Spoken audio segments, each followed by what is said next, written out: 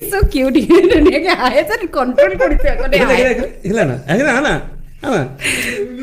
মৰম লাগিছে তোক এইখিনে মাতিছো নাহক কেলে এপিনে চিনাকি কৰিছো নমস্কাৰ দিদে এছপি এছপি মিনিংটো সৰি কমেন্টছত আহিব ওবা এছপি মানে মিনিংটো আপুনি কমেন্টছত পাই যাব ইয়াৰ লগৰ কোনোবাই দিব চিয়ৰ গেছ কৰাচোন কি হ'ব পাৰে